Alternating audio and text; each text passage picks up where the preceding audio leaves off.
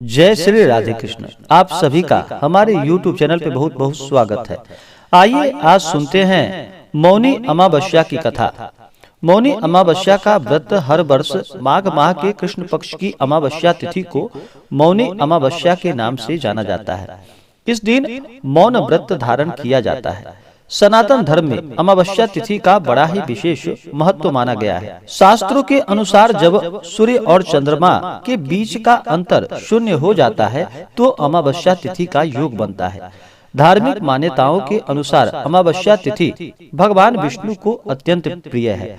उसमें से भी माघ माह में भी गंगा स्नान का बड़ा विशेष महत्व है और माघ का महीना भगवान श्री हरि विष्णु का माह माना जाता है।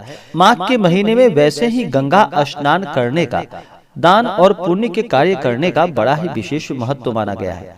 पौराणिक मान्यताओं के अनुसार मौनी अमावस्या के दिन मनु ऋषि का जन्म हुआ था। इस दिन मौन व्रत कर विधिवत भगवान श्री हरि विष्णु की पूजा अर्चना करने से मुनि पद की प्राप्ति होती है। मौनी अमावस्या तिथि के दिन इस दिन सुबह ब्रह्म मुहूर्त में उठ करके नित्य क्रियाओं से निवृत्त हो करके गंगा नदी में, संगम आदि में, त्रिवेणी आदि में गंगा स्नान करना चाहिए।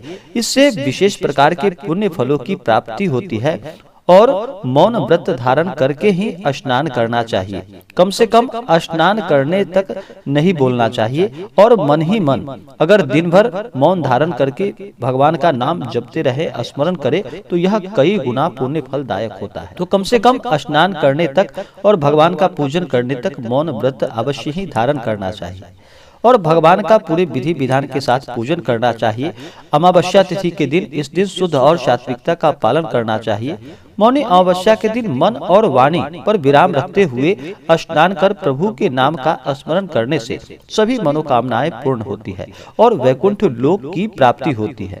इस दिन पीपल के पेड़ व भगवान विष्णु का भी पूजन किया जाता है। पीपल के वृक्ष के नीचे इस दिन दीपक जलाना चाहिए, इससे पुण्य फलों की प्राप्ति होती है। पीपल वृक्ष में सभी देवी देवताओं का वास माना गया है। अमावस्या तिथि के दिन अपने पितरों के निमित्त दान पुण्यों का कार्य कर सकते हैं। सर्दी का मौसम है तो गर्म वस्त्र का दान भी करना चाहिए, अन्न आदि का दान करना चाहिए, इससे पुण्य फलों की प्राप्ति होती है। इस दिन किसी के ऊपर क्रोध नहीं करना चाहिए। महिलाओं का सदा ही आदर और सम्मान करना चाहिए। भगवान नाम का स्मरण कीर्तन करना चाहिए, इससे पुण्य फलों की प्राप्ति होती है। तो आइए आज सुनेंगे मौनी अमावस्या की कथा। अगर आप अमावस्या तिथि पर ब्राह्मण दक्षिणा, अन्नदान, वस्त्रदान आदि के लिए देना चाहते हो तो आप अपने श्रद्धा और सामर्थ्य के अनुसार हमें डिस्क्रिप्शन में जाकर के वहां से गूगल पे, फोन पे या अकाउंट नंबर के माध्यम से आप हमें ब्राह्मण दक्षिणा प्रदान कर सकते हैं। तो आइए सुनते हैं मौनी अमावस्या की कथा। तो बोलिए प्रेम से भगवान विष्णु की जय, माता लक्ष्मी की जय, भगवान भोलेनाथ की जय, माता पार्वती की जय। बहुत समय पहले की बात है कि प्राचीन काल में कांचीपुरी में देव स्वामी नाम का एक ब्राह्मण रहता था। उसकी पत्नी का नाम धनवती था और उसके 7 पुत्र और एक पुत्री थी। पुत्री का नाम गुणवती था।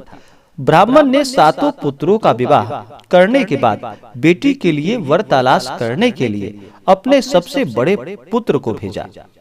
उसने एक ज्योतिषी को कन्या की कुंडली दिखाई और उसने बताया कि विवाह होते ही कन्या विधवा हो जाएगी। ज्योतिषी की बात सुनकर ब्राह्मण दुखी हो गया और उसने इसका कारण पूछा। उपाय पूछे जाने पर ब्राह्मण ने बताया कि सिंघल द्वीप पर एक सोमा नामक धोबी रहती है।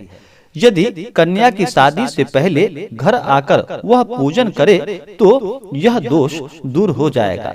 ब्राह्मण ने गुणवती को अपने सबसे छोटे पुत्र के साथ सिंघल द्वीप भेज दिया। दोनों सागर किनारे पहुंचकर उसे पार करने की कोशिश करने लगे। जब समुद्र को पार करने का कोई रास्ता नहीं मिल पाया तो भूखे प्यासे ही एक वट वृक्ष के नीचे आराम करने लगे। पेड़ पर घोंसला में एक गिद्ध का परिवार रहता था। उस समय घोंसले में सिर्फ गिद्ध के बच्चे ही थे। वे सुबह से भाई बहन के क्रियाकलापों को देख रहे थे। शाम को जब गिद्ध के बच्चे की माँ भोजन लेकर घोंसले में आई तो वे उस भाई बहन की कहानी को बताने लगे।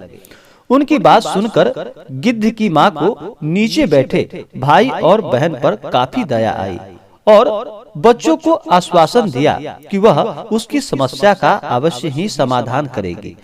यह सुनकर गिद्ध के बच्चे ने भोजन ग्रहण किया। दया और ममता से वशीभूत गिद्ध माता उन दोनों भाई बहन के पास आई और बोली कि मैंने आपकी समस्याओं को जान लिया है।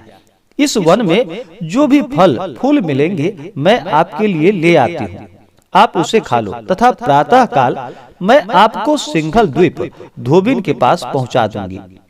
अगले दिन सुबह होते ही गिद्ध माता ने दोनों भाई बहनों को समुद्र पार कराकर सिंघल द्वीप सोमा के पास पहुंचा दिया। गुणवती प्रतिदिन सुबह सूर्योदय से पहले सोमा का घर लीप दिया करती थी। एक दिन सोमा ने अपनी बहुओं से पूछा कि प्रतिदिन सुबह हमारा घर कौन लीपता है।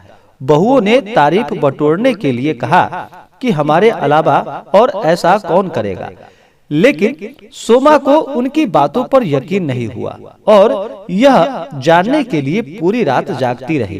तभी उसने सुबह गुणवती को अपने घर को साफ करते हुए देख लिया और उसने उसकी परेशानी पूछी तो गुणवती ने अपनी परेशानी बताई, जिसे सुन सोमा चिंतित हो गई और उसके घर जाकर पूजा पाठ करने के लिए तैयार हो गई।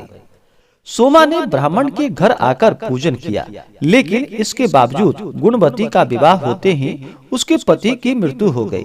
तब सोमा ने अपने सभी पुण्य गुणवती को दान कर दिए, जिससे उसका पति जीवित हो गया। लेकिन पुण्यों की कमी से सोमा के पति और बेटे की मृत्यु हो गई। सोमा ने सिंघल द्वीप लौटते हुए रास्ते में पीपल वृक्ष की छाया में भगवान विष्णु का पूजन कर 108 बार पीपल की परिक्रमा की। इसके पुण्य प्रताप से परिवार के सभी सदस्य जीवित हो उठे। इस प्रकार मौनी अमावस्या के दिन किसी पवित्र नदी में स्नान कर विधिवत भगवान विष्णु की पूजा अर्चना करने से व पीपल के पेड़ की परिक्रमा करने से मनोवांछित फलों की प्राप्ति होती है तथा परिवार के सदस्यों पर भगवान का आशीर्वाद सदैव बना रहता है। तो बोलिए प्रेम से भगवान भोलेनाथ की जय, माता पार्वती की जय, भगवान विष्णु की जय, माता लक्ष्मी की जय। इसी प्रकार से जो भी भक्त सच्ची श्रद्धा के साथ अमावस्या तिथि के दिन भगवान श्री हरि विष्णु का पूजन करते हैं, दान पुण्यों का कार्य करते हैं, उनके सभी दुख और कष्ट दूर हो जाते हैं। हिंदू धर्म में अमावस्या और पूर्णिमा तिथि का वैसे ही बड़ा विशेष महत्व माना गया है। अमावस्या और पूर्णिमा तिथि के दिन इस दिन खास करके गंगा स्नान करना, दान पुण्यों का कार्य करना, भगवान श्री हरि विष्णु का पूजन करना, भगवान भोलेनाथ का पूजन करना, यह बड़ा ही पुण्य फलदायक माना गया है। अमावस्या तिथि के दिन इस दिन कुछ बातों का ध्यान रखना चाहिए। अमावस्या तिथि के दिन चंद्रमा दिखाई नहीं पड़ते हैं, इस कारण से मन को प्रभावित करते हैं। चंद्रमा मन के देवता माने जाते हैं, इसलिए इस दिन खास करके अपने मन और वाणी को अमावस्या तिथि के दिन संयम में रखना चाहिए। अमावस्या तिथि के दिन इस दिन किसी के ऊपर बिल्कुल भी क्रोध नहीं करना चाहिए। इस दिन शुद्ध और सात्विकता का पालन करना चाहिए। तामसिक वस्तुओं का सेवन नहीं करना चाहिए, जैसे कि मांस, मदिरा, लहसुन, प्याज आदि का प्रयोग बिल्कुल भी नहीं करना चाहिए। अपने से बड़ों का सदा ही आदर और सम्मान करना चाहिए। महिलाओं का सदा ही आदर और सम्मान करना चाहिए। कहा जाता है जहाँ पर महिलाओं का सम्मान होता है वहाँ पर माता स्थिर लक्ष्मी का वास होता है, और जहाँ पर भी महिलाओं का अपमान होता है वहाँ से माता स्थिर लक्ष्मी रुष्ट होकर चली जाती है। तो महिलाओं का सदैव ही सम्मान करना चाहिए, कभी भी उनका अपमान नहीं करना चाहिए। सदा ही धर्म कर्म का कार्य करना चाहिए।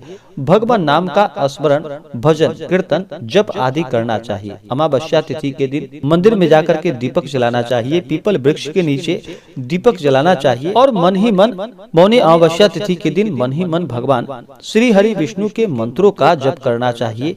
ओम नमो भगवते वासुदेवाय, इन मंत्रों का जप करना चाहिए। स्त्रियां केवल नाम मात्र का उच्चारण करें। स्त्रियां ओम की जगह श्री का प्रयोग करें। श्री विष्णवे नमः, श्री नमो नारायणाय नमः, इन मंत्रों का जप करें तो लाभकारी होगा। तो आशा करता हूँ कि यह जानकारी आपको अच्छा लगा हो।